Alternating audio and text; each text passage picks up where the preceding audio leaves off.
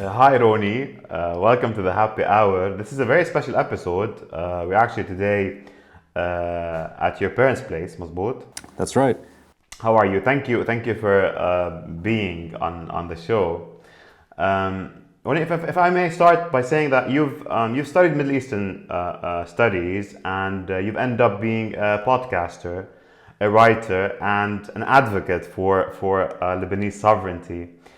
However, you're not a journalist, but you are present everywhere in the media. I know that I've heard you say you believe your contribution is through narratives, is through telling stories. So my first question is, do you think that you're someone who wishes to reflect public's opinion, or are you someone who wishes to influence or shape public's opinion? Well, I'll start by saying thanks to you for letting me join your show. I like that our roles are reversed. It was an honor for me to have you on the podcast a few months ago, if not almost a year ago, maybe. So time's going by very fast. So it's an honor for me to now be under your, or whatever this is, telescope and horoscope and the like. I appreciate this question. I think it's a great question to start this conversation. Perhaps it's a bit of both. I do think that storytelling lends a very special way at explaining a lot of the difficult terrain we're going through. I think I'm best at doing that. I gave a walking tour for 15 years called Walk Beirut, and this was a 4-hour storytelling adventure into Beirut's history, which of course reflected on politics, but it also reflected on everything that went wrong in Lebanon and the good stuff that we don't really remember that much today. So I like storytelling. And within that, I think there is an element of persuasion. And you're right. I cannot consider myself a journalist. I'm not a reporter. If anything, I write an opinion column, mostly at Now Lebanon. But I do think that it is the role of anyone who cares about what happened to this country and maybe sees things a certain way that many people today are not maybe comfortable addressing. This could be through a climate of fear. This could be through maybe looking at a narrow slice of the story. I think it's okay to offer some reflection and, if it's okay, to persuade, but not to put off. So in other words, not to fight, not to argue for the sake of arguing. I think healthy debate, when it's appropriate, I think it does wonders. And I've been on other podcasts and I've had that privilege, I guess, in doing that. But just so that no one gets what you said the wrong way. When you say persuasion, you do mean like more of an open dialogue, more of speaking things up, more of sharing different perspectives, or no? Do you mean maybe that, and also, if necessary, correcting what could be falsehoods, or perhaps looking at the bigger picture when the bigger picture is more important. So it could be both. It could be shaping or reframing what could often be lost in the conversation. That could touch on issues like sovereignty, which you mentioned a bit earlier. But I think there's a lot to talk about. And that's one of those key components where some reflection needs. I'm sure we will touch on these different topics today. Your late father, Mohammad Chatah, was assassinated in 2013. That's 9 years ago. I know you've described your experience on the day and the things that you did. At least I know you explained that with Jad. My question, however, is after everything you've been through during that period, after things settled down, after all the phone calls, all the conversations you've had, when you've had that first moment to catch your breath, to sit with yourself, to be by yourself on your own, what were the thoughts that came to mind? What were the emotions you've had on that very first time you've had the opportunity to be with yourself, by yourself, after that very terrible incident? You know, I appreciate your questions. I think this is the first time I've been asked this question this way, which is almost honing in on the subject most people don't discuss, which is the emotional, the reaction, the personal reaction. I can best describe it as a permanent scar. And there's something about realizing the moment that I knew it was my father. There's that millisecond, I think, it's with me today. Even though the assassination happened just over 8 years ago, so that's some time. But within that, I think about it every day. Sometimes I think about it more than once. Sometimes I think about it every hour or even more. So there's a permanence there. When it comes to the toll it takes on your health, I don't think I realized how damaged I was until later. And when I say damaged, I don't want to sound like I am more of a victim than anyone else. I mean damaged in terms of personal pain. I think it took me maybe years to understand what happened. I was silent for about 4 years. I actually went to the UK. I spent 4 years in Scotland. I thought that I would be able to reflect better, detached from this country altogether.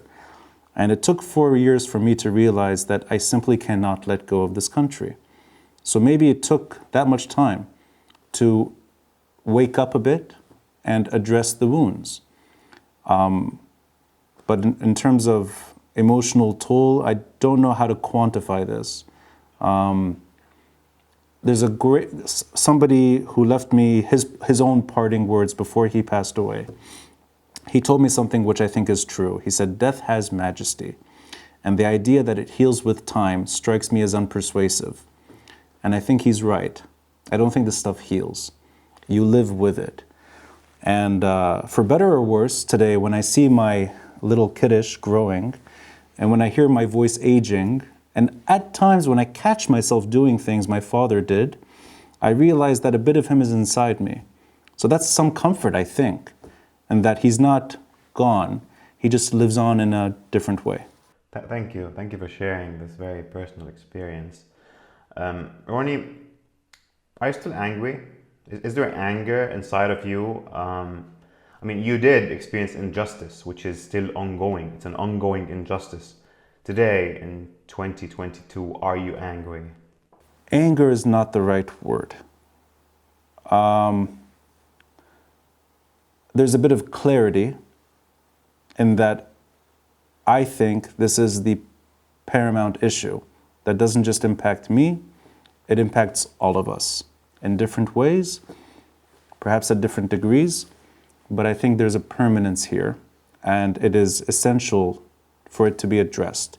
Anger, I don't think is what I feel. What I feel more is that I don't hate this city, I don't hate this country, I don't hate Lebanese for being Lebanese, and I don't think it's our fault.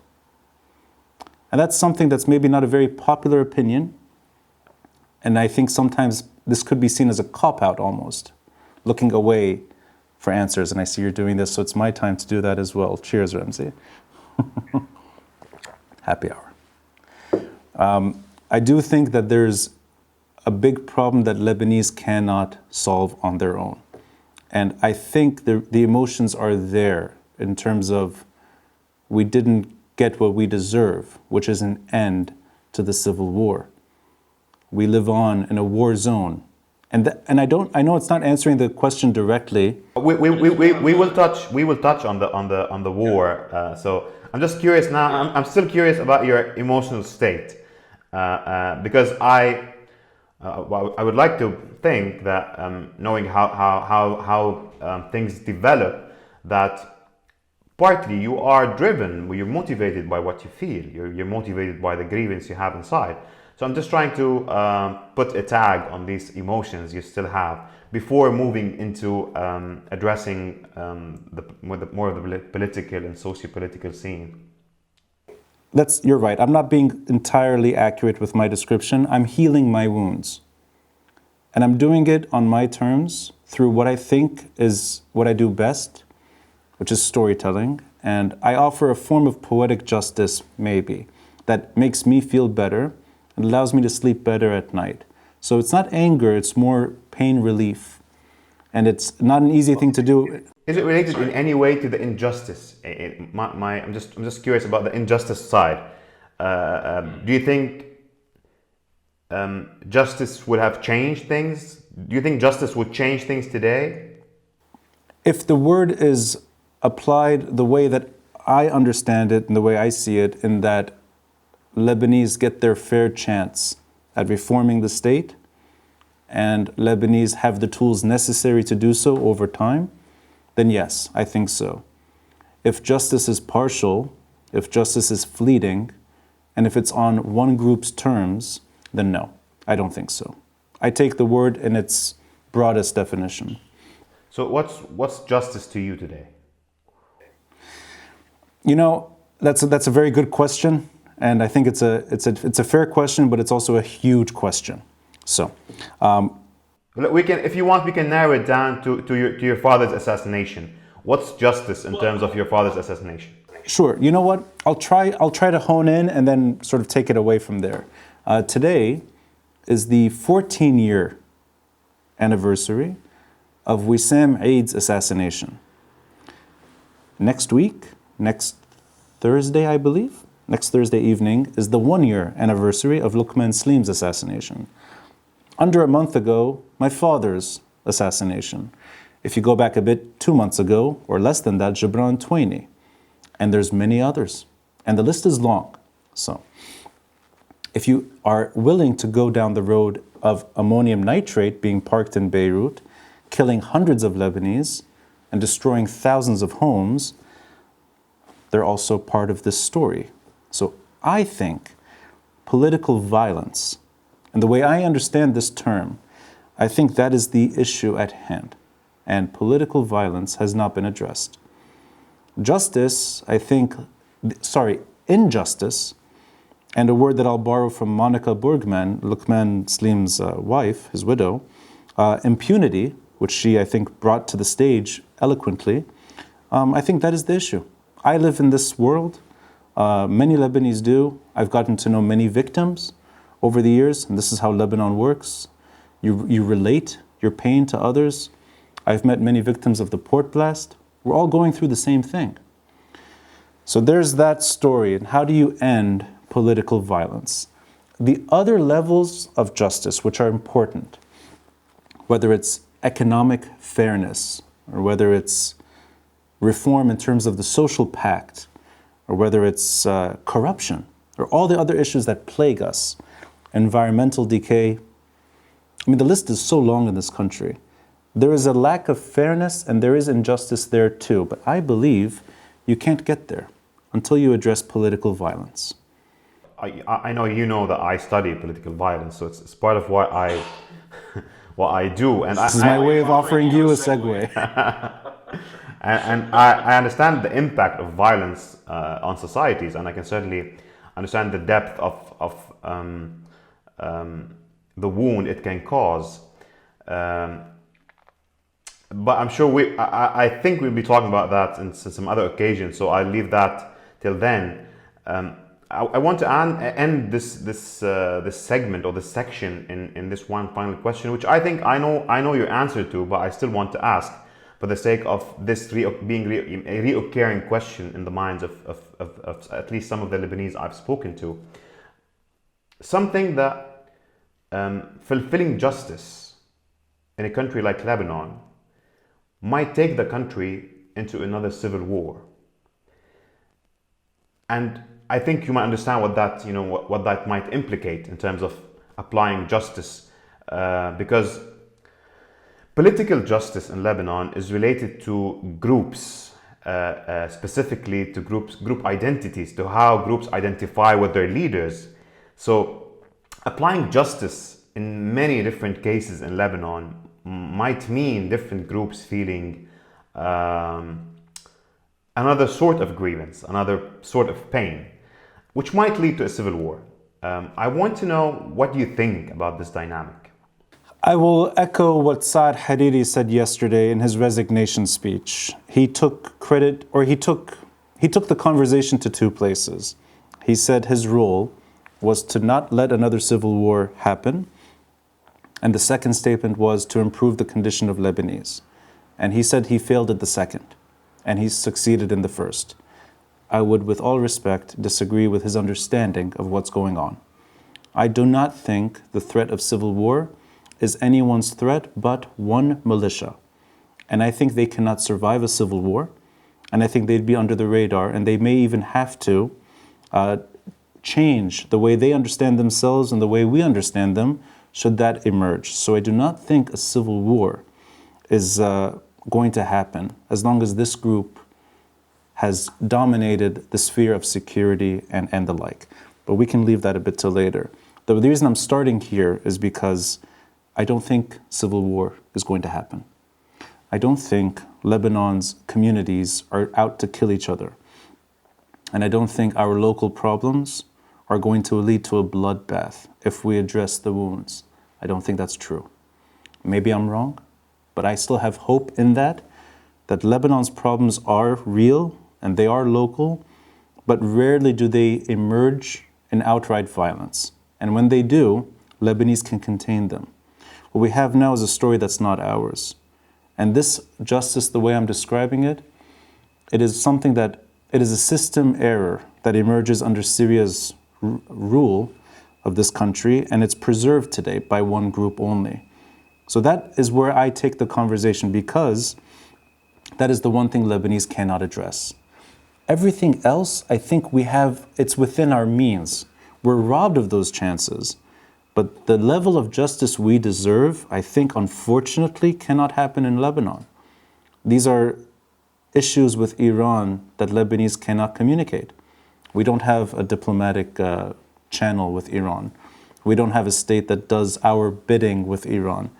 And I think that's the unfairness here, is that we are depending on countries with leverage to deliver the end to injustice, notwithstanding communal differences. Those are real. And Lebanese sectarianism can turn violent. And it has turned violent before. I don't think that's on the horizon. Yeah, let me then readdress the question in a different way.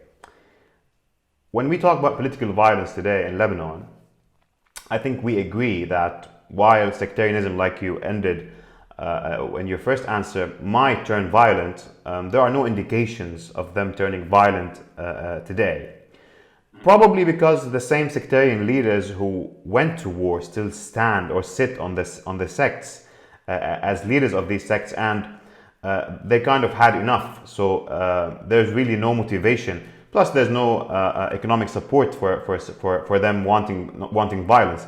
But I'm addressing a very specific case where, when we talk about political violence today, when we think about political violence over the past 20 years, we seem to be pointing at a specific a group that we think is responsible for all the political violence we've seen. My point is, this group, whether we like it or not, has the support of not less than 500,000 Lebanese.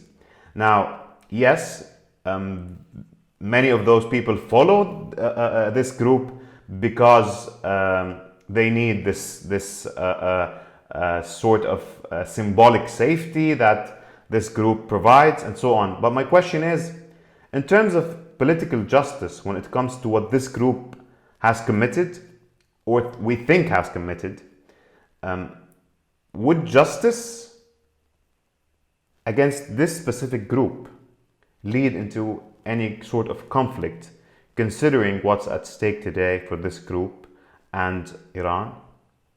Al-Kata'ib in 1976 turned into a militia. In the mid-1980s, you had a bigger militia, the Lebanese forces.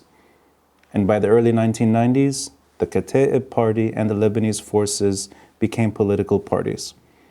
And they resorted to politics. As rotten and corrupt and unimpressive as it is in this country, they're political parties today.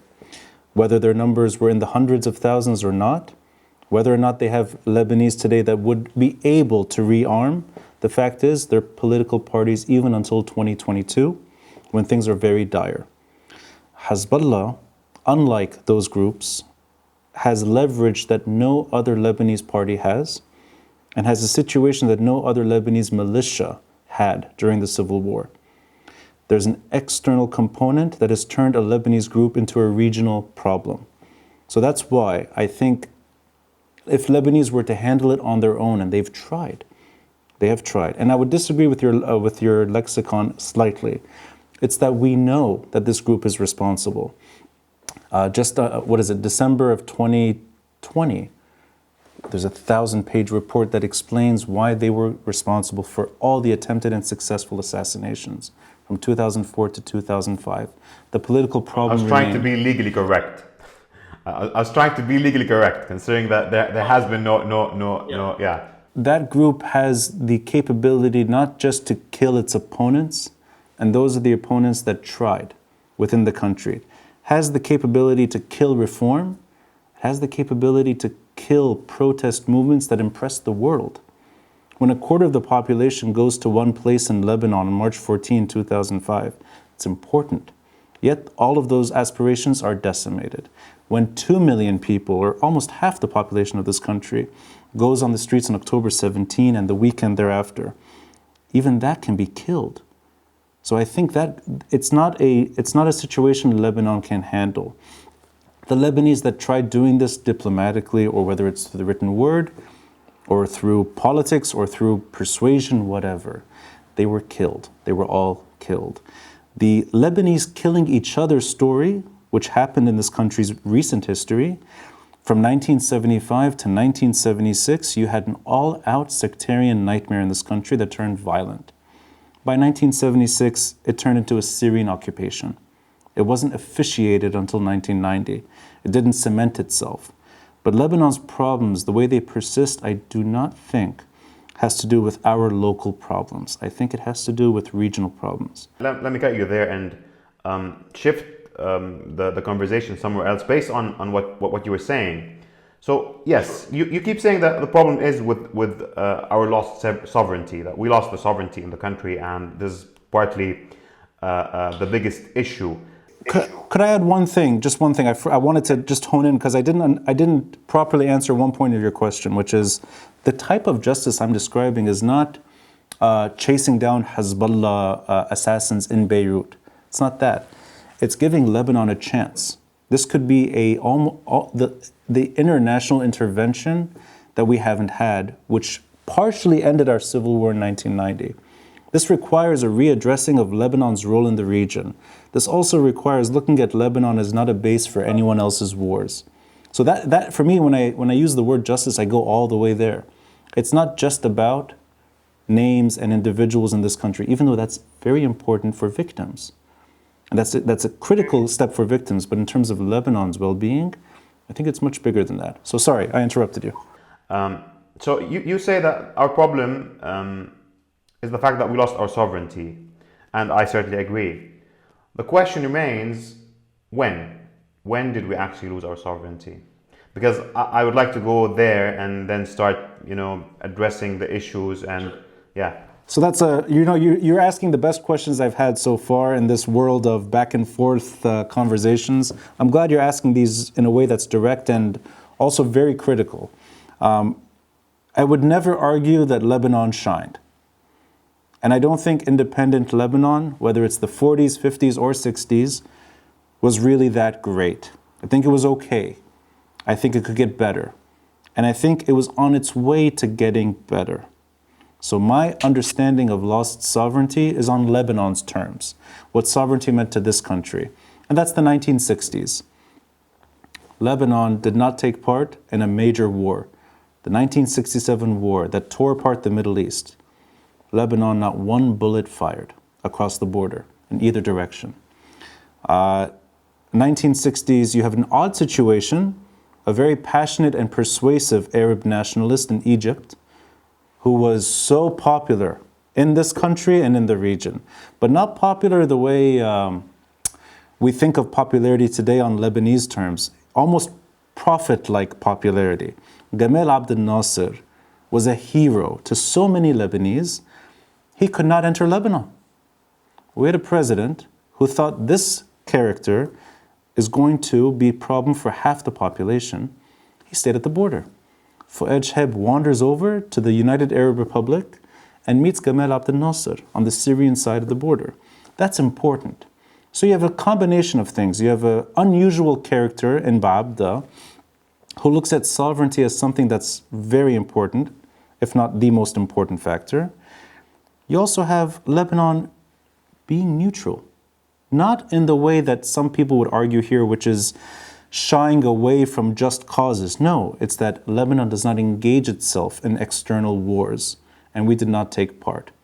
For me, those years, up until 1969, I think that's the best we got, and if anything, we have to pick up from there.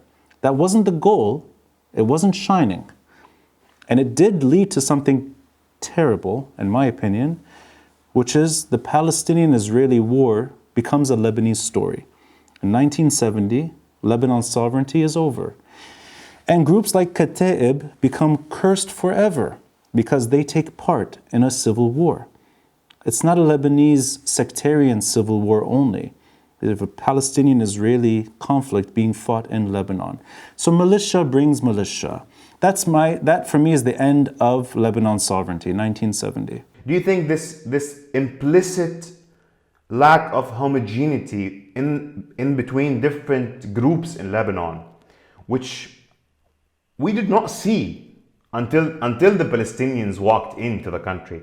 So see, I have a problem, and this is why I'm asking you the question. Is with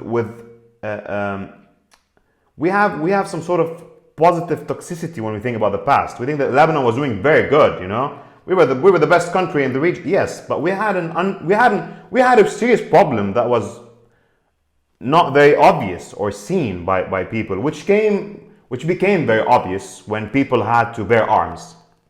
So my question is, do you agree that this lack of homogeneity contributed to everything we've seen in losing our sovereignty? I'll answer this question in different ways. So I'll start by offering a perspective. It's a very long question, so feel free to answer. Yeah. No, I like these questions. It makes me think actually while you're talking, which means they're good questions. I don't have anything prepared in my mind. I'll try. I'll look at it in different ways. I'll start by offering what I've seen shared in also different ways, which is whether Lebanon is a battered state or a state born in error. And I personally subscribe to the former, which is that Lebanon is definitely not a modern state, is an inefficient old way of power sharing among communities. It's slow, it's sluggish even in the best of times. It is maybe not best equipped for the 21st century, and it delivers things based on consensus as opposed to individual aspirations, or for that matter, what the word is here, a homogeneous narrative. It is something that admires and even, I think, preserves in a sense that power sharing pluralism. So that is something that's old, and that is obviously a very fragile way of governing. And it clearly could not withstand regional tides and war, and that clearly took place in this country. 1970, you're absolutely right. Many Lebanese welcomed this war in Lebanon. Many Lebanese openly supported the arms that other parties were seeking. And absolutely, Lebanese were ready to kill each other in April 1975. I do not think that is something that's unusual. I think when the state loses its responsibility, when the Lebanese army can no longer do its job, and when the state fractures and tells Lebanese parties and political leaders, you're on your own, then yes, you're going to end up in a nightmare. I don't think that's the de facto situation for Lebanon. And the reason I point to the 1960s in particular is because I think it may be an anomaly, it may be an unusual circumstance in independent Lebanon, but I think that's the goal. You need to get from there to a better place. So that's one angle, battered or born in error. I think it's battered more than born in error. I don't think the tendency in this country is to slide to violence. I think when you have a violent situation, you're going to end up with violence. especially when the violent situation is not local. And the reason I'm suggesting Hezbollah in that narrative right now, that includes Fatah before, that includes the Syrians too. And you can take it further. The Israelis were here, peacekeepers spent years here. They took part in fighting too. But Hezbollah is not a Lebanese militia. It is Iran's army in Lebanon. And I think that's what makes the situation unbearable. And that's why the ingredients for violence will remain always with something like this in Lebanon. And the fact is, I personally believe Hezbollah knows this more than other groups, and for that reason does not tolerate the emergence of competing militia. That is a situation that guarantees the ingredients for civil war and also guarantees one group's survivability. So we're in this really messy situation where it's a security problem that Lebanese don't confront daily. You don't walk around Beirut and think about Hezbollah. Or for that matter, you don't see it. You can actually spend your whole life in Lebanon and never encounter this. But it's the security predicament we're in. And I think that's what could allow Lebanese to fight each other. It hasn't happened, and I don't think it will happen again. Personally, I don't think it will happen. But that doesn't exclude all the problems that come with it. And I hope that answers the question in a fair way. I don't know if I missed anything there. Before I ask you about the 1965 in specific, based on what you said on Hezbollah being an Iranian militia, you said it's not a Lebanese militia, it's an Iranian militia. Iranian army. Yes. I mean, it's Iran's army outside of Iran. Outside of Iran. But I'm more interested in the social impact of Hezbollah as an ideology. Many people would argue against what you just said and say that the Shia have suffered in south of Lebanon, and there's an ideological belief amongst these people that Hezbollah has actually retained dignity to many of those people, preserved things they thought they have lost during the skirmishes they had with the Jews who crossed borders in the 30s and the 40s, and who look today at Hezbollah as a not only a symbolic safety provider, but also a realistic safety provider. So what would you say to those who would argue against what you said by saying that, well, go to Dahi, go to Jnoub, go to Baalbek? There's different Lebanese families who believe in the efforts that Hezbollah has put, at least in fighting Israel and in preserving what they think is their communal existence as a Shia community in Lebanon. How do you answer that? I think the word evolves over time. I think when we refer to Hezbollah today, it's not the same Hezbollah that was referred to in 1985 or 86 or even 1992, 93, or for that matter, even 2005. So I think the word offers a lot of definition or differing definitions over time. I think you could make the argument that during the Civil War, there is that almost, there's a lot of glory involved and dignity and pride when a group is fighting the noble fight. And I think even though that group was involved in some of the bloodiest battles against fellow Shia or fellow Lebanese, period, you could make that argument that during the worst years of fighting, every Lebanese militia had a role to play, and there's a romance there, I think. If you extend that further to the years of the Israeli occupation in the south, you could extend that argument, even though it becomes wobbly, that as long as the Israelis are sticking around in Lebanon, it's Lebanon's right to fight. I don't know if it's Hezbollah's rule, but that's a Lebanese responsibility. And there you have words that became national as opposed to party, which is resistance. The fact is, the Israelis left 22 years ago. And I think anything that Hezbollah sells today is more on survivability and more on security and over time, more to do with Assad's survivability in Syria and Iran's security interests in the region. I think that has nothing to do with what they sell today. Now, if their supporters buy into it, it's because we're in a war zone until today. I don't think Lebanese Shia are any different than Lebanese Sunni or Lebanese Maronites or Lebanese whatever. And the same Lebanese family can throw rice on Israelis that are fighting Fatah. The same as Lebanese family can also throw watermelons across the border in 2000 when the Israelis leave. So that stuff is not important, I think. What is important is that Lebanon is not a post-Civil War situation. And a militia that functions the way it does today can get what it wants through violence. It can also persuade, and I agree with you, I agree, a lot of voices go down this road regularly, that Hezbollah fills a vacuum where the state doesn't step in. Reality is in reverse. Lebanon's state is paralyzed and plundered because of a group that has hijacked key institutions. So I don't know, I don't subscribe to that way of looking at Hezbollah.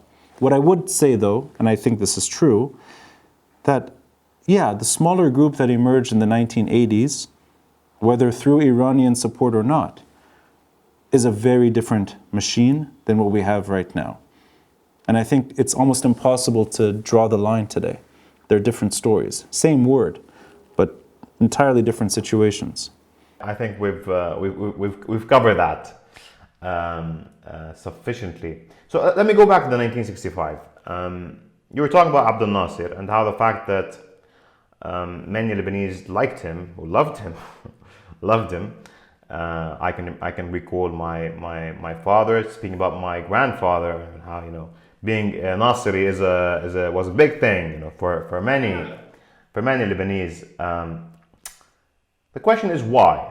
Why were many Lebanese Nasri during that period, and why many were not?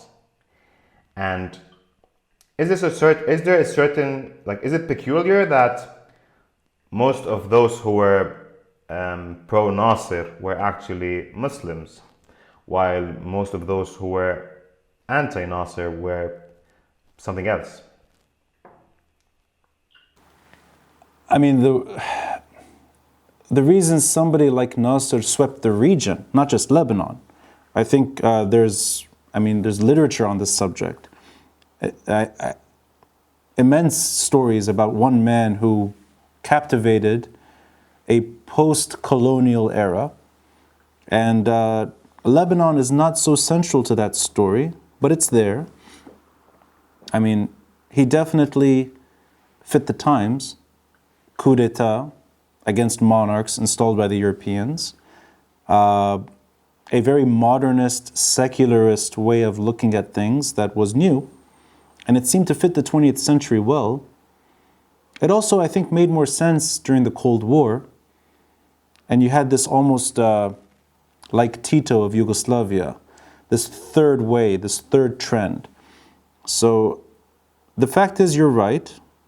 Most Lebanese Muslims, not all, but most Lebanese Muslims and some Lebanese Christians thought that this man fit the narrative here as well. And most Lebanese Christians and some Lebanese Muslims felt otherwise. That he could not turn Arab nationalism, or for that matter, Lebanese isolationism, or whatever you want to call it, Lebanese nationalism, the fact that we did not fight each other in the 1960s says a lot. We fought each other in 1975, not in 1965.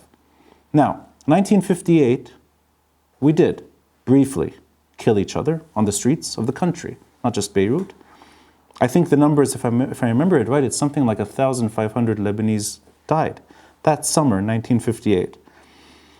What's also important is that even though that was a war, if you would, between Arab nationalism and Lebanese nationalism, the fact is it's a 3-month war, not a 15-year civil war. Ronnie, don't you think that is partially related, that's partially due to the availability of resources and support and money and weaponry?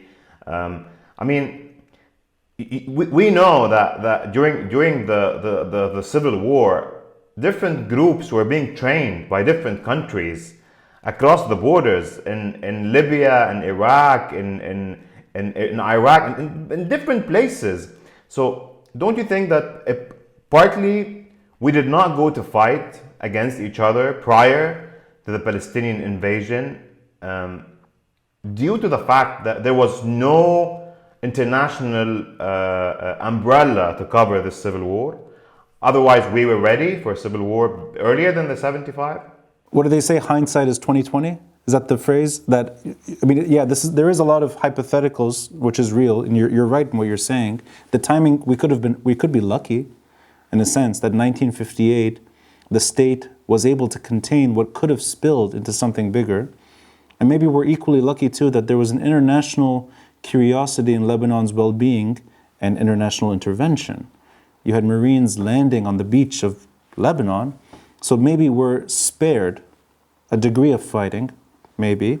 We also have Fuad Shahab, who quickly becomes he was known as Mohammad Shahab to the Christians, and that was an insult to him. But the guy is a Maronite president, so the man's obviously unpopular from all sides. That could be for the right reasons then, but I think that's the best chance we had at curtailing violence, and we succeeded in 1958, and we also did not kill each other in the 1960s when we could have easily. And this is at a time that the Israelis are bombing Beirut.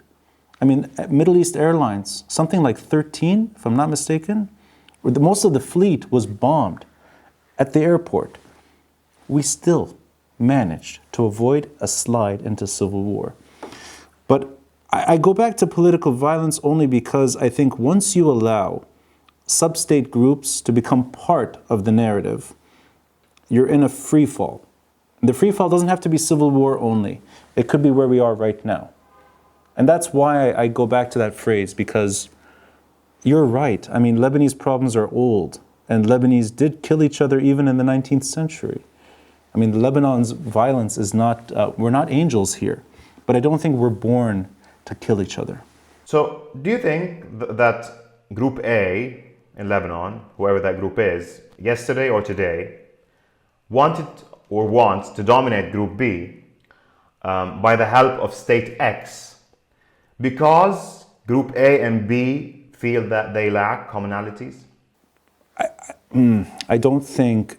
So, you know, when Group A, for instance, I'm not naming groups because this has reoccurred on different occasions in Lebanon. In the 1840s, 1860s, then 1920, then 1943. This has been reoccurring, where one group in Lebanon goes to its X state and requests for aid. You know, please help us do this with this group because we want this. So this need for different groups in different times, whether it was the Druze and the Maronites in the 1940s, or if it was the Maronites and the Sunnis during the Arabism, shall we call it, or whether it was the Maronites and all the different Muslim groups when the Palestinians marched into Lebanon. Do you think this need for these different groups to seek international assistance, which we are seeking today, by the way, when we say we want this international intervention, do you think that's partly because when we look at the other group, we see that we're lacking some fundamental commonalities? And when I say commonalities, I don't mean eating kibbi nayyi and drinking ara and listening to Fairuz. I mean in how we perceive life, and how we perceive our future, and how we perceive freedom, and how we perceive our political system, and how we perceive our diversity or pluralism, like you said. You know, there's a famous say which goes, Akaruna al-Mahmudat, where Christians feel like, you know, they feared for themselves from Muslims, and where Muslims have accused Christians over and over of being either amil to the Zionism in different occasions. So do you feel this lack of commonalities has helped in these groups seeking international intervention different times? When the state fails, all of these things come to the surface, and then they express themselves and the worst way possibles. And the worst way possible. And the way you're describing, yes, these things do happen. They happened during the Civil War, and they happened throughout 15 years of fighting. All groups sought assistance from all places. You mentioned Libya. We forget just how far people went for Saddam Hussein and Michel Aoun. I mean, we were shopping everywhere for assistance. I don't think that equation fits Lebanon always. I think it does apply to war. When there's no war, and when the state is fulfilling its role, and it briefly did in independent Lebanese history, I think communities in this country are not prone to seek external assistance. I don't think they're looking to outmaneuver or, for that matter, kill each other. You brought up something earlier. It is true. Impoverished Lebanese in the 1940s and 1950s, and even 1960s, predominantly in the south and the north of the country. So you could say Shia and Sunnis, maybe more Shia than Sunnis back then. I don't think it's the natural inertia for Shia of Lebanon to look to Iran in the 1950s to solve their problems. I don't think it was the natural inertia of anyone in this country to do that until the state stops and it surrenders its responsibilities. Then you have situations that are unthinkable, like Kataib and Hafiz al-Assad, Saddam, Qaddafi, and the like. Characters that have no role in this country. Musa Sadr is in Libya, he gets kidnapped, he's killed. Everything that could go wrong in those years. So external support. According to Amal, we don't know that for sure. Yeah, I mean... That's true. I'm just saying. Yeah, no, you're right. But I don't think the equation applied always to this country. I do think it is impossible to imagine a Lebanon that's any different than 1969. The reason I say that is because we've had now over half a century of geopolitics heavily involved in our local affairs. I think reform is something that we desperately need, and we need to reform the state, because clearly 1969 is not going to work permanently, and it shouldn't. But to go back to 1969 and try to figure out things from there, I don't think is a bad idea. I think that's the only chance we had. That's good. I mean, agreeing to go back in time and reestablish a narrative, and then say, let's work things out from there, that's actually a very good thing.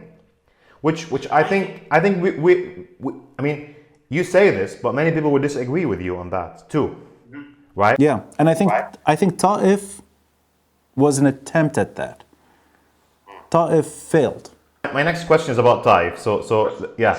So but before I asked the question about Taif, because something that came to mind while you were talking about the Iranian role in Lebanon, and for the sake of objectivity, when you were saying that it's not natural for a Shia to in Lebanon to seek refuge from Iran in the 1950s, for the sake of being fair and objective, because Shia say, well, it's not normal for Sunnis to seek refuge in Saudi Arabia, and for them to something that we've been obviously talking about since yesterday, Saudi Arabia needs to approve the Sunni leader in Lebanon, otherwise he will not have this Arabian cover over his role in the country. So do you feel that that's a fair argument, that yes, Shia have resorted to Iran, but then again Sunnis resorted to Saudi Arabia? I would look at it in reverse. I think Iran looked to Lebanon in 1980, and Saudi Arabia in different ways looked to Lebanon over the last 4 decades. And I think some of those ways were not helpful. And that includes punitive measures against Lebanese officials. That includes also, in my opinion, anyone's intervention in Lebanon, whether it's Saudi Arabia or Iran or any other country. And when I say intervention, I don't mean it in that you want a country running our affairs. It's more on everyone has to agree to leave Lebanon alone.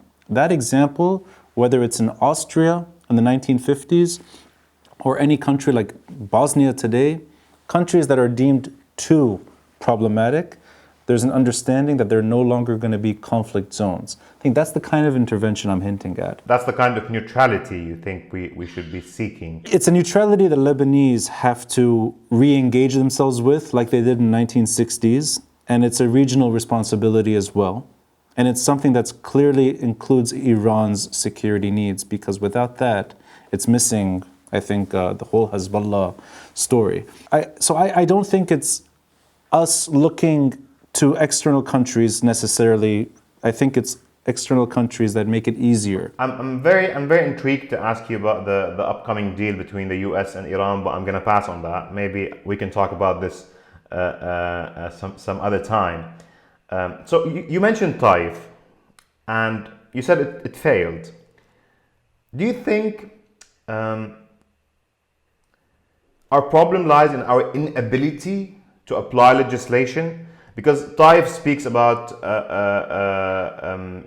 removing sectarianism, changing the establishment, introducing some serious changes to how we perceive politics and the system, and it failed, like you said. So, do you think our problem, or one of our problems, lie in our inability to apply legislation, or is it that the legislation is too detached from reality?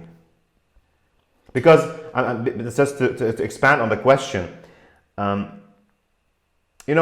keep saying that we need to go back to the war if we want to really walk into a solution.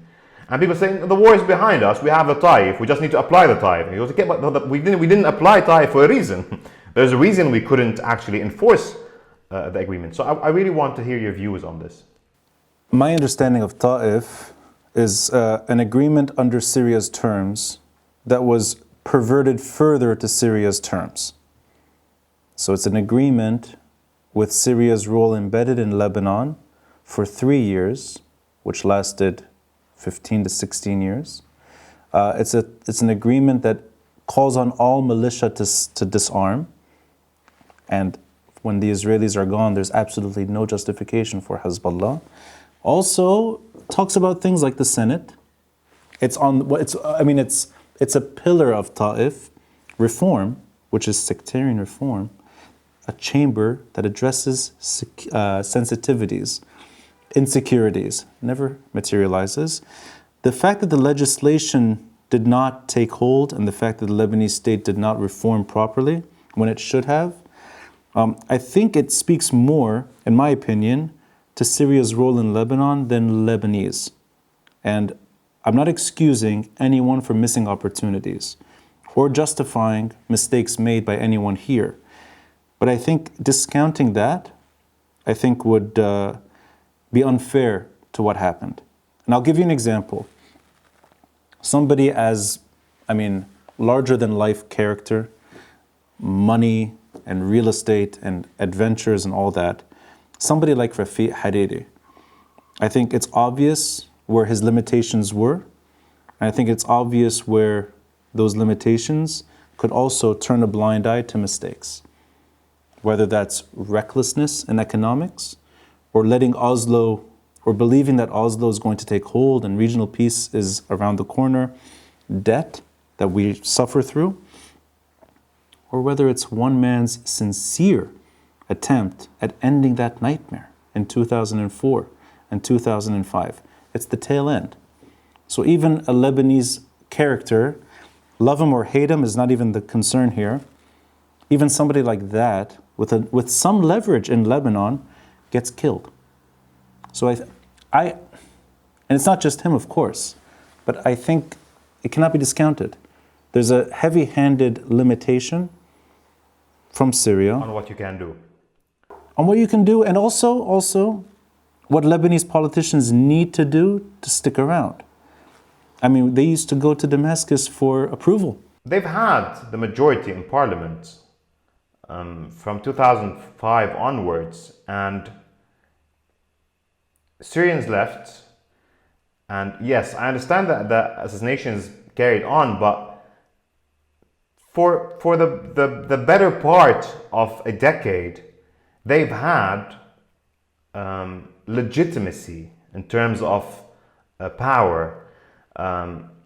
in terms of asking for intervention, in terms of trying to fix things away from the shallow accusations and just, it's like, I mean, I can clearly recall this one very specific conversation of 14 March knocking on the American administration's door, and the Americans saying, "What do you want?" And the Lebanese saying, "We don't know." And this was the case with 14th of March for quite a time. So let's go back to the legislation. Do you think that too was because of the Syrians' role, even after they left, and even after the opposition had the majority in the parliament? It's what Hezbollah inherited from the Syrian order. And you're absolutely right. 2005 and 2009, you have election victories at majority coalitions, and they're sizable. For the better part of those years, you had MPs hiding in hotels. You had too many assassinations, Ramsey. All of them March 14 figures. And that's why I started off by saying Wissam Eid. He's instrumental not just as a Lebanese officer, he's giving data to the Special Tribunal for Lebanon. Now, the Special Tribunal is not a March 14 thing. It's the Lebanese state under a March 14 majority that enables that kind of trial and investigation and verdict. Legislation, my memory of March 14's defeat is really the summer of 2005, where elections that summer preserve a status quo that the Syrians were leaving behind, and Hezbollah becomes the power broker very quickly. My memory is also of July 2006, a war that Lebanon had no reason to fight, a war that cost us a little too much for the sake of a few soldiers kidnapped by Hezbollah, and a war that decimates Lebanese lives and infrastructure, and a war that also ensures that Hezbollah becomes a machine that's larger than life, like today. My memory is also of 2008, May 2008. I was actually across the street from this apartment hiding in an old building that I used to rent an apartment from. There were snipers shooting each other on the streets of Beirut because the March 14 government tried to dislodge cameras monitoring them at the airport, tried to shut down a parallel telecommunications network operated by Hezbollah. I remember Walid Jumblat hiding in his home in Clemenceau. I mean, for me, that's stuck between two majority wins in parliament. My memory is also of Saad Hariri's government in 2011 saying that the special tribunal's indictments are valid. He's kicked out of the country. He's in exile for 4 years before returning in 2016. That's March 14. So Hezbollah's role cannot be discounted, the way the Syrian role cannot be discounted. But I will go one step further. I don't think there's any pass that should be given to anyone that made mistakes. Everyone should be held to account. I just don't think the shining stars that should have inherited places of power in this country, whether they're talented minds that were killed in 2005 or anyone that was murdered within that cause. Building on what you just said, is it fair to say that 14th of March has lost any political traction? I don't think the movement is there even in the rotten politics sense, which is what you were hinting at earlier, these sort of pandering politicians that claim to be March 14, trying to make minor victories here and there. I think they're either out of government today or they're trying to get back in under Hezbollah's terms. So I wouldn't say that March 14 exists. The spirit of March 14, I think some of it lived in October 17. It's not entirely the same. Yeah. This is partly something I want to touch on. What do you think is the main difference between March 14, 2005 and 17 October 2019? Well, aside from the fact that a lot of the March 8 supporters showed up on October 17 in its earlier stage, which made it huge. I mean, it's the biggest protest in Lebanese history. I think also that it's a national protest. It's not a Beirut protest. Tripoli was as excited as Saida and Nabatieh and Bsharri. I think those are very important. I think also that Lebanese were comfortable enough, at least over a certain period of time, at blaming everyone for different reasons, but blaming everyone. It may not be at the same level always, it may not be for the same reasons, but Lebanese were being accused, Lebanese leaders were being accused for the first time in a way that mattered, where quickly you wouldn't see Lebanese politicians on the streets. It's before the port blast. And it's before Corona. Lebanese politicians are hiding and they're not showing their face in public. That's important. So a sense of accountability and a sense of really trying to get things right. March 14, I think, was really more of trying to end the post-Civil War Syrian order without really understanding what Hezbollah was turning into. October 17, I think, is all of the above. It's economic frustration, it's political paralysis, and it's, I think, a yearning for justice. So do you think at heart, because you're speaking about the essence of March 14, do you think that at heart October 17 carries some of the fundamental messages March 14 carried? I think there are protesters within October 17 that felt that they had kinship with March 14. I think a lot of them are the same people as well. But the economic downturn, which March 14 didn't really, it talked about it in ways that were less catastrophic. I mean, the social welfare that democratic leftists were talking about in March 14, 2005, it's a very different conversation than the banking sector today. So there's different stories, and it's a different time. But I think there's overlap. They may not be the same, but if you look at it as a Venn diagram, there's clearly overlap. And that's why it's so big. We have a very wide opposition today. That's an understatement. Yes, you're right. The widest opposition in modern history. I'll also talk about that in a bit. But to start off, do you feel that the opposition today in Lebanon has the political maturity needed for this critical phase in our history? That's a great question. I'm reluctant to say something, but I think over time this is a fair way of looking at it.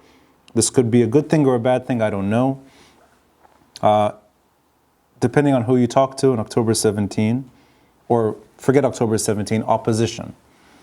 If you include Al-Kataib in this story, the oldest or one of the oldest Lebanese parties in Lebanese history, they may be the largest party, the largest grouping in the opposition.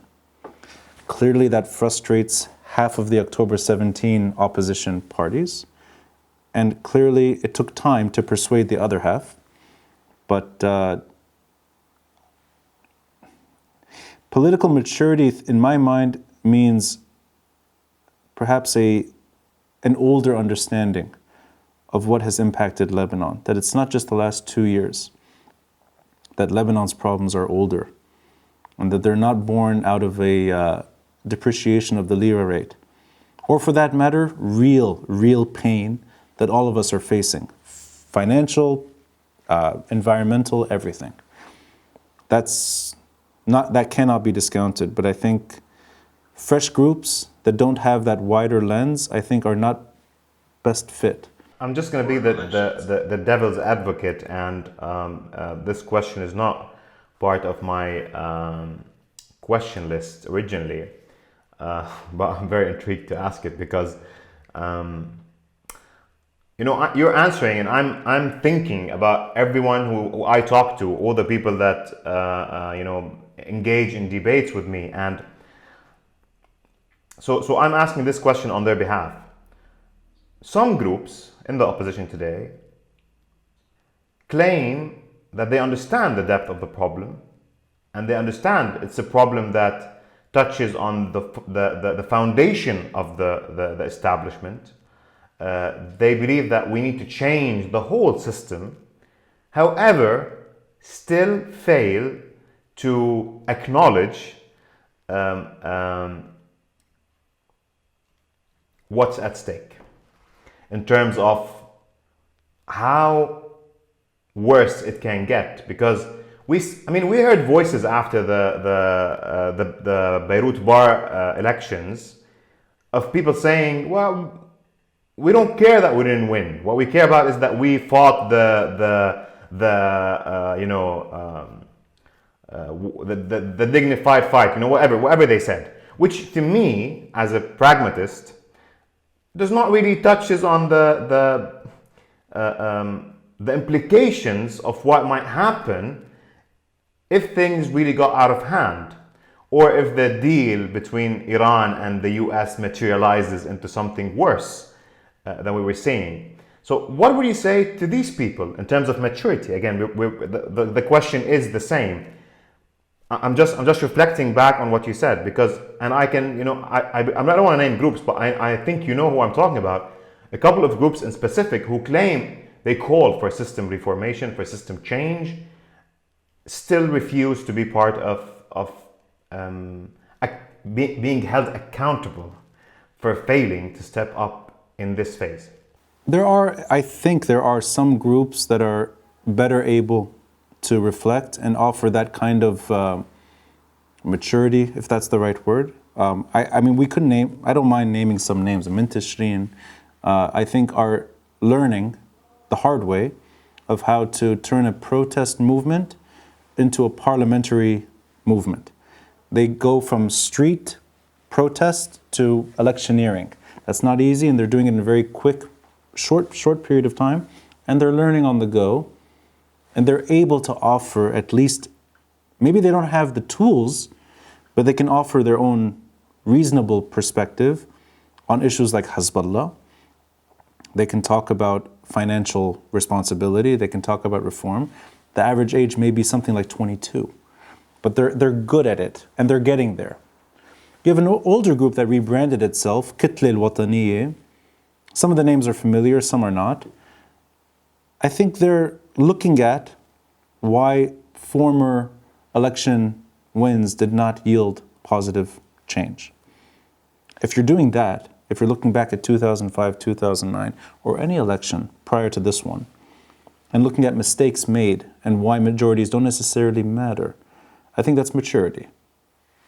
The vast range of other groups that go all over the spectrum, I think, and I don't know if this is right or wrong, but I sense that the numbers are not that big, and that maybe they wouldn't have enough to even make it to begin with, that maybe they're more media savvy and more influential on social media than they are in terms of parliament. But that I could be wrong there.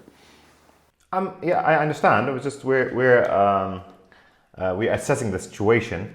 So, do you think from this perspective that there is no group that has the proper tools to start changing the status quo, or start the process of rectifying the problem? I have not heard a group or a coalition that may be in the making offer a... Oops. And I love that. If we're going to look at previous elections as a template to learn from, I don't think new groups are any different than earlier attempts. I do think that there are reform-minded individuals that are desperate to get into power and seek fundamental change. I don't know what they can do beyond maybe periphery cosmetic change. I think the core issue or the core issues cannot be solved as long as there's the wider story of political violence.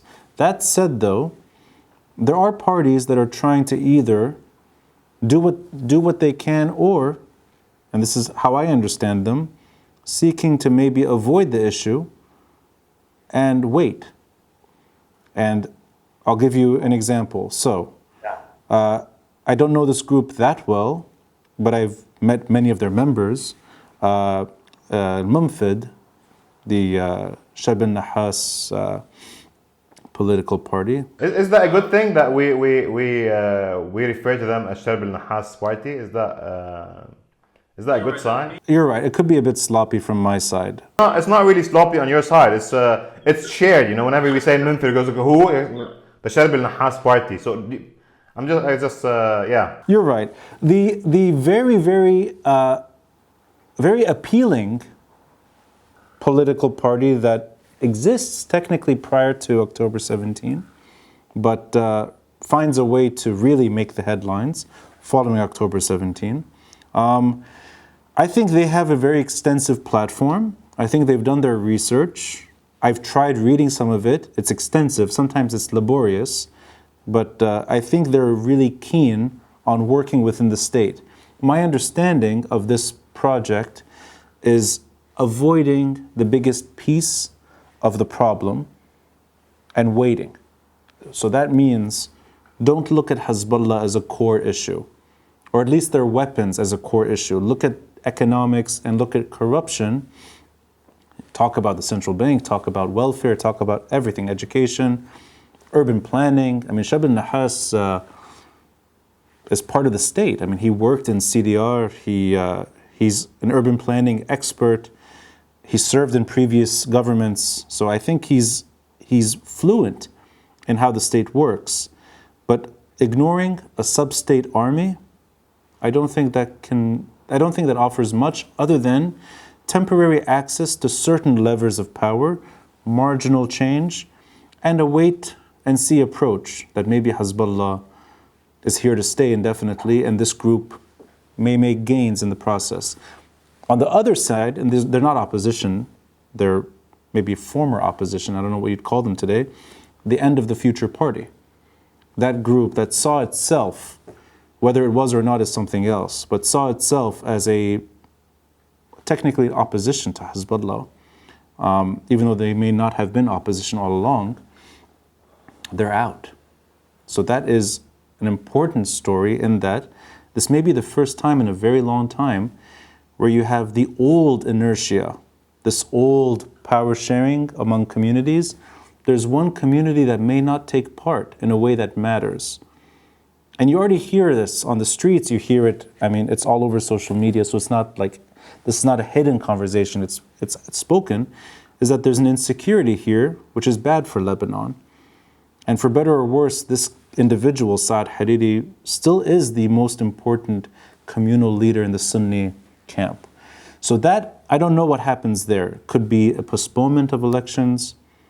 There could be boycotting that leads to postponement. I don't know what happens there. So I want to go back to how do your emotions, for although we're way past that, but because I've heard this conversation from Memphis, and Memphis are expecting to be handed power by the ruling class, because the ruling class should realize that that's the proper thing to do, and they should just hand in power to a temporary government, and this temporary government is expected to do all the reformation that is required, which is to me,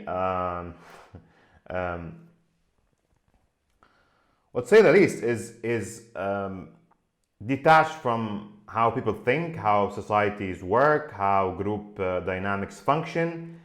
But nevertheless, my question is, don't you feel frustrated that after everything we've been through, we know that the elections will not bring change big enough to change the status quo?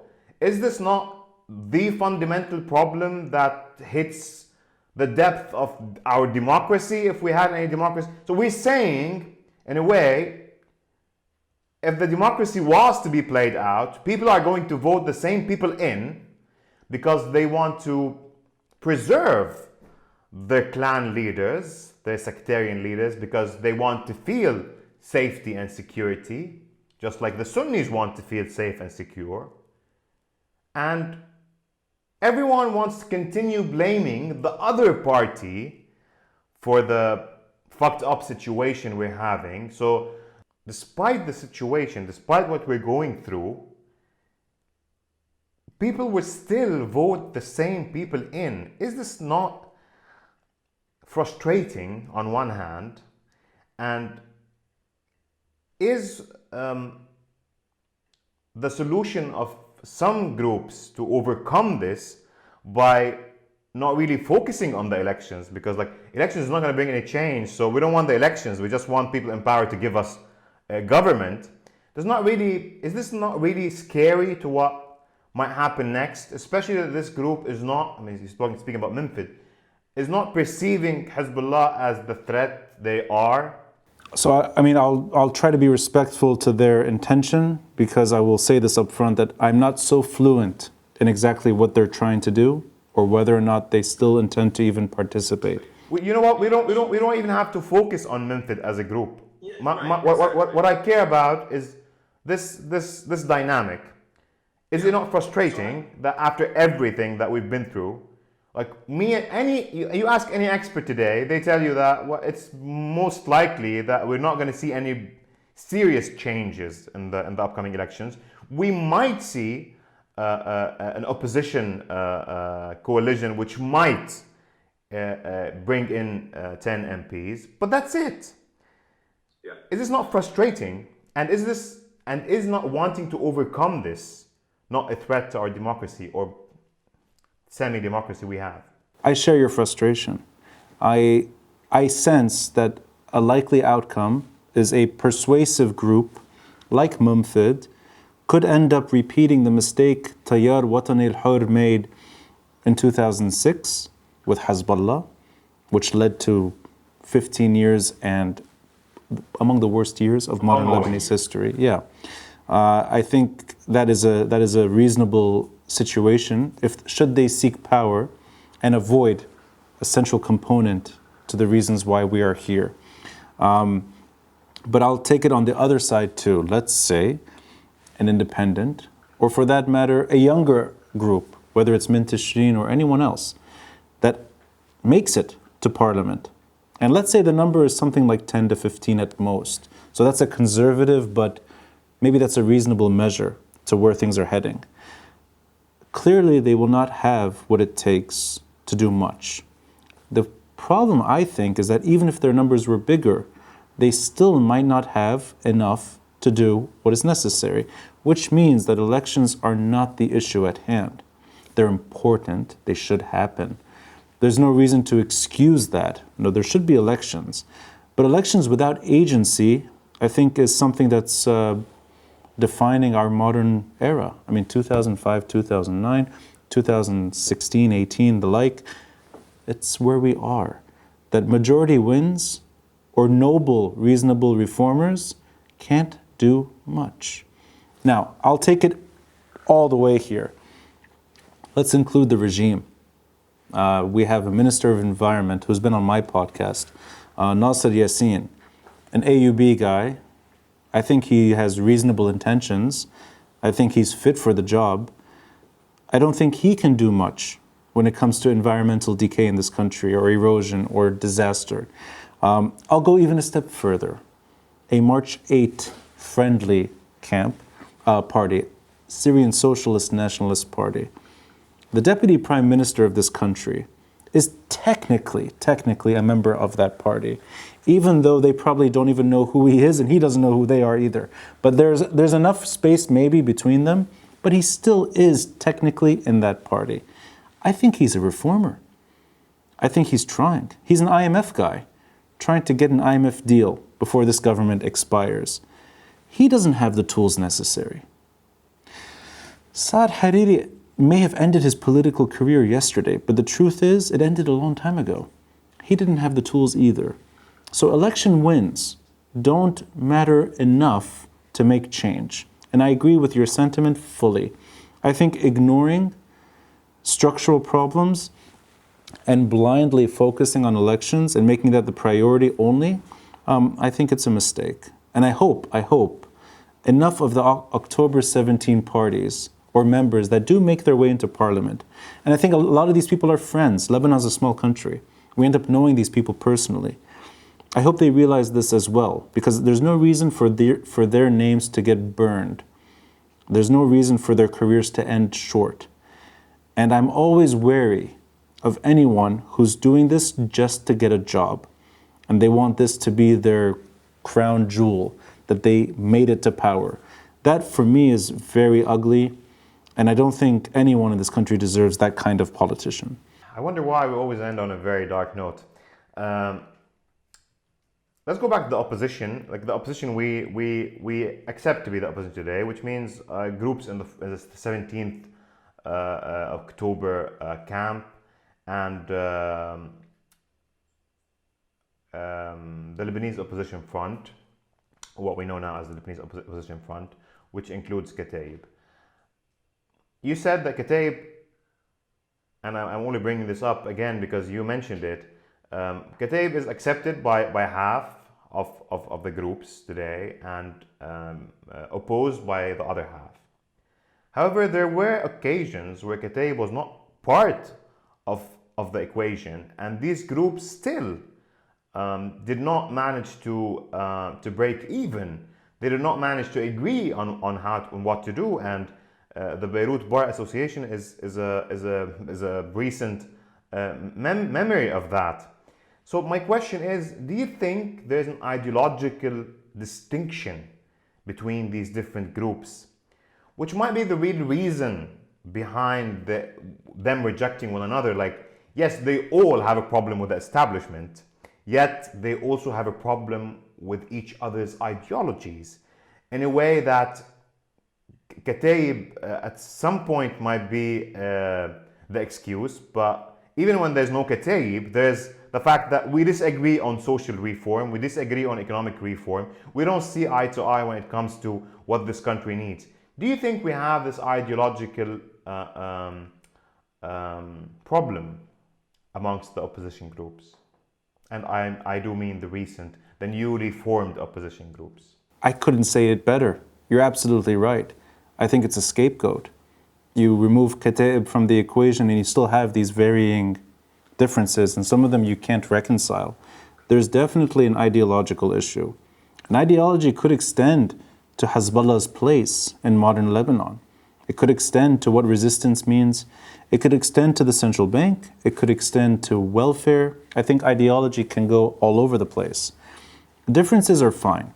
So you can have a leftist, you could have a Marxist and a right-wing nationalist that can find common cause in certain areas, and that's enough reason to do a coalition.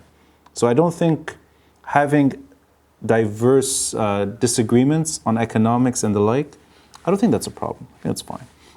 I think even issues that are maybe more controversial, I don't think they matter that much, because when it comes to elections, if you want to leave a footprint, you need to reconcile some of your platform and find common cause where it matters. So the diverging opinions, I think, that's maybe even healthy, maybe makes the movement more appealing. Core issues, and then Kataib becomes the scapegoat. I think you're right. I think the issue of sub-state weaponry is often conflated with Kataib, and the two are not the same. I mean, whether Kataib is vocally opposing Hezbollah's weapons or not, I think you'd have that divide. That divide, I think, includes somebody like Shab al-Nahas, who's not able to maybe deliver it bluntly. And that may also include communists, and maybe their numbers are not that big. But I think October 17 does have a problem with that issue. So I want to make sure that we agree on this, because this is where I stand, that it's okay to be different ideologically and still be part of the same coalition if we share at a certain point in time a shared goal. It's not unnatural for this to happen, because I want you to say it with your own words, because I've been saying this, you've been saying this, and we need to say this again, because these people need to hear this. They keep saying it's unnatural for these different ideological ideas to come under one collision. It's not natural. It is natural. And we have seen that in different places where people who are on the opposite sides of ideology come together for the sake of a common goal at a specific moment in time.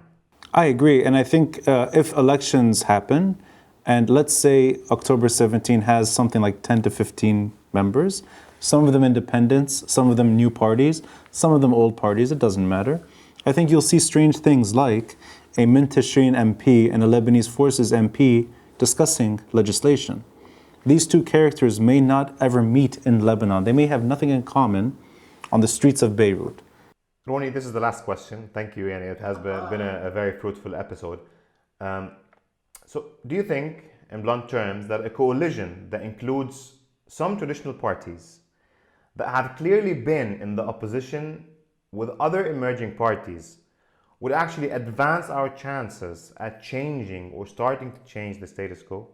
So do you think it's okay to have an open coalition between some traditional parties which have been doing some really good work in the opposition? They have been clearly establishing themselves as an opposition party, with some of the emerging groups, would actually increase our chances to have a better representation in the upcoming elections, even if that means having 3 or 4 or 5 or 10 additional members, hopefully?